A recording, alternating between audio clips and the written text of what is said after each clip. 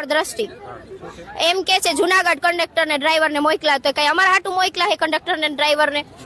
એ કઈ અમારો પ્રશ્ન નથી, સરકારનો પ્રશ્ન છે. અને દરરોજ મોડી આવે તો ન ચાલે ને. 15 દિવસ થી કઈ મોડી જ આવે છે દરરોજ, ક્યારેક 1:30 વાગે, 1:20, 1:30, 1:45. અને અમારી બસ નોખી જોઈએ અમારે, એટલે અમે ચકાજામ કર્યું હતું. કાવડધામી 15 દિવસ થી અમારી બસ આમ ભેગી કરે છે.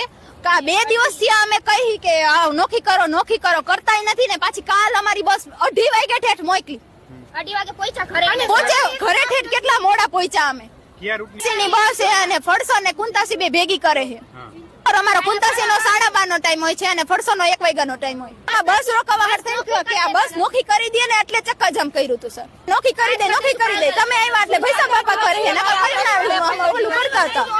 સમજાવટ કરી હતી. અત્યારે સોમનાથમાં મેળામાં ગાડીઓ આપી છે. એક્સ્ટ્રા સિટી સ્કૂલોની પ્રવાસની હોય અને જોડે લગ્નગાળાની સિઝન છે એ તજવીજ સાચવતા તો લોકલ સંચાલન વિક્ષેપ ના થાય એટલે 2 ગાડીઓ ટ્રીપમાં જ કરેલી હતી. અને એમને આશ્વાસન બી આપ્યું છે ફક્ત 2 દિવસ આ સીસી ગાળોનો લગ્નનો મેળો સૌરાષ્ટ્રનું પતી જાય એટલે તમારે તાબેતા મુજબ એમની રજૂઆત દર વખત ધ્યાન આપે છે એમ પૂરું કરી દઈશું એમનું સોલ્યુશન.